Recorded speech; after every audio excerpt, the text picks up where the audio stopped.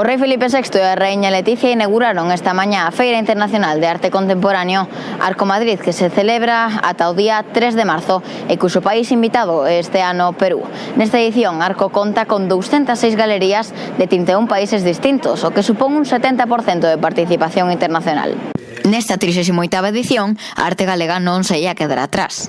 Está perfectamente homologada co que se fai internacionalmente. Vemos que hai cantidad de obra de Ángela de la Cruz. Precisamente unha das protagonistas desta feira, a coruñesa Ángela de la Cruz, que conta con fama mundial, está presente en Arco con 4 galerías. Todas las grandes colecciones la buscan. Sí. Esta ha sido la pieza éxito de la feria. A polémica chegou desta volta por parte da galería italiana Prometeo Gallery, cun ninot de 4,5 metros do rei Felipe VI, que aquel coleccionista que a merque por 200.000 euros estará obrigado a queimar en menos dun ano, segundo unha cláusula que a galería exixe firmar ao comprador. La motivación para adquirirla es destruirla. Y ha habido bastante gente que se ha interesado.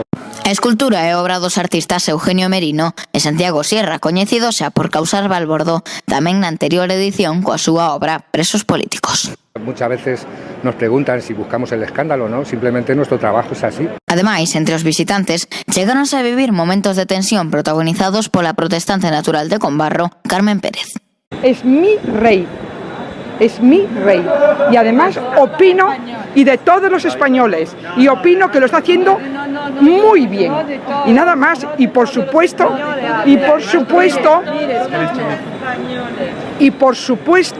permito que esté ahí. Estoy dando mi opinión.